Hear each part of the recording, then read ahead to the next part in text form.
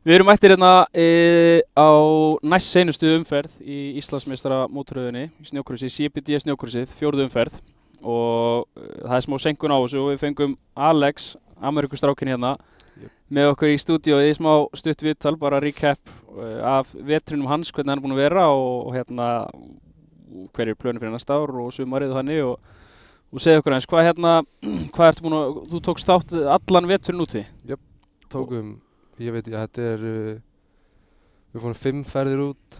Okay. Þetta einhverja 7 helgar held ég sem ég tók þátt í. Okay. 14 eða 16 keppnir, ég man það ekki alveg. Okay. Þetta alltaf, ein keppni á helgi eða 2 keppnir eða hvernig þetta? Já, það alltaf 2 hverja helgi, föstudagur og laugardagur. Ok, þannig að það svona pínu eins og í dag hjá okkur. Ok, það mjög gaman að vera með hanni. Veistu eitthvað hvað varst lengi þann úti í heildina? Nei, tókst það ekkert saman? Ég setti eitthvað Excel-skjal áður en ég fór út til að sjá hvað ég myndi missa mikið úr skóla. Það voru einhverjir 50 dagar úr skóla. 50 dagar úr skóla? Og skólastjórinn vottaði það bara og allir glaðir? Já, Kalli, hann alveg... Já, hann styður gott málefni. Ok, það flott. Og hérna ákveðni sleða þarft að keppa þarna úti? Ég á Polaris 2025. Ok, og ertu með einn sleða eða... Ertu með æfingarsleða eða hvernig þetta? Já, ég með keppnisleðinni 2025 og síðan ég með 2003 æfingarsleða.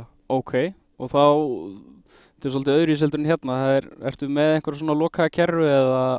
Já, við erum með geggjaða kerru úti. Eða það ekki það? Ok, flott. Lokuð og hiti og alltaf að ég kem inn eftir hít, þá var bara hjálmurinn í hitan og það enda glæsilegt. Handskarnir og eitthvað. Beint á blásar og allt svo þetta hitt og þannig verið aftur á stað. Jeps. Ok, og hvað heitir þessi flokkur sem þú varst að keppa? Þeir eru svolítið margir flokkarnir hérna úti og hérna, hvaða flokkur er þetta sem þú varst að taka þátt í? Sportlight, hann fyrsti flokkur sem ferði eftir úlingaflokkin eiginlega. Er eitthvað aldurstakamark í honum eða bara einhver getustig? Nei, þetta er eiginlega bara svona byrjandi og ungir krakkar sem eru farnir upp úr úlingaflokk eða eitthvað. Ok. Og þú tókst þannig þátt í öllu veturunum, var eitthvað viss helgi sem stóð upp úr, einhver árangur, eitthvað, hvað var svona hæsta sem hann náðir? Já, ERX, það var geggjukenni. Ég var fyrstur á föstudaginn og annar á laugardaginn, eða eitthvað þannig. Og fyrstur í öllum eða til úrslita alveg? Já. Og vannst bara eina keppni úti? Já. Það er enda alveg glæsilegt, það er alveg eitthvað sem þú myndi alveg lifa á í nokkra daga eftir það, sko. Já, að 40 og eitthvað í flokk. Það er svoleiðis? Þetta var held í fjölmennasta helgin hana. Ok, þannig að þú náðir að sigra þennan hóp, það er glæslegt, innilega til hamingju með það. Takk. Og nú erum við mættir hérna á lokaumferðina, næst seinustu, lokaumferðina morgun og þetta er svona síðasta helgin og þú ert að taka þátt í Pro Open, þú mátt missa úr eina keppni sem þú ert búinn að gera. Já. Og þannig að þessi 2 dagar eru dýrir, það má ekki gera neinn mistök. Nei. Það var að láta allt í þetta og hvað er planið og hvað reiknar með úrslitum í dag á morgun?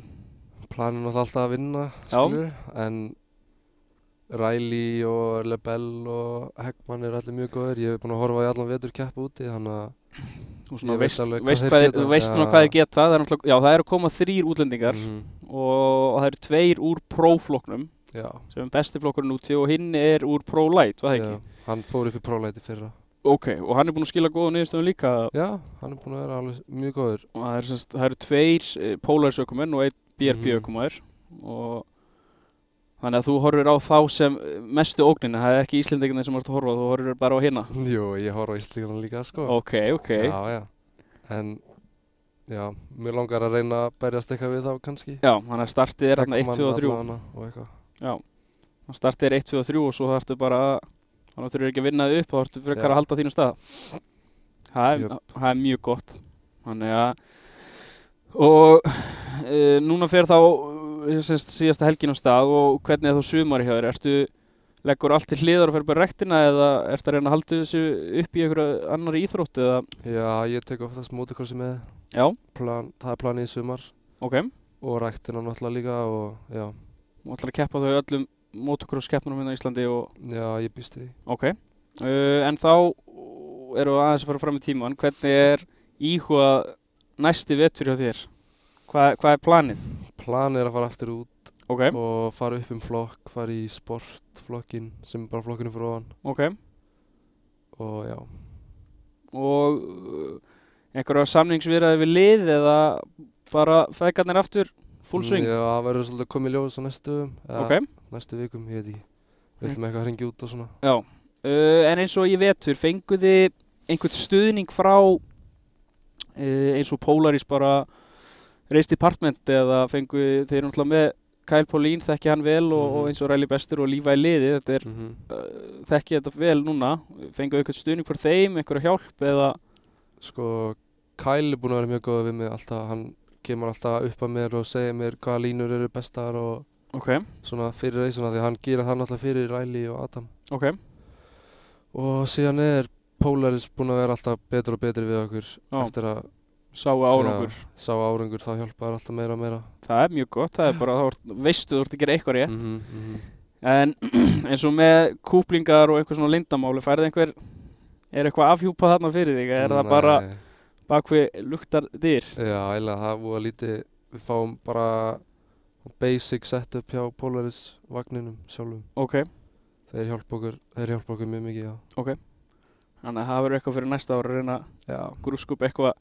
Það startið náttúrulega 1, 2 og 3 og hafa sprækkanandi beigjum og... Líka stutt hít í sportlæt. Já, hvað það löng? Þau eru, 3 mínútur? Nei, ekki neinu. Hítin örugglega svona 3 hringir eða eitthvað. Já.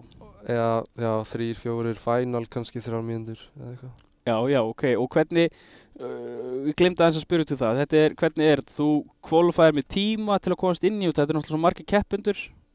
Komast allir inn í keppnina eða? Já, það eru bara æfingar. Bara eins og hér, engin tímataka, það eru bara æfingar og síðan öllum skipt random í hít. Það oftast 4, 5 hít með 9 gæfum, þannig að við erum alveg. Já. Það alveg vel margir hérna og svo náttúrulega bara x margir sem komast og upp í finalin eftir þessi 2 hít, bara eins og hérna á Íslandi. Já, bara 10 beint og næstu 10 LCQ. Já. Og top 5 LCQ fara í final. Já, það top 5? Þannig að þetta alveg, maður þarf alveg að standa sig vel í hítum ef maður allir í final. Já, hikið saman tap. Já, ég var einu svona 2. og 3. og hann var 8. inn í final. Já, Já. Og þar telst bara að ná 1-1 til að hafa gott pick.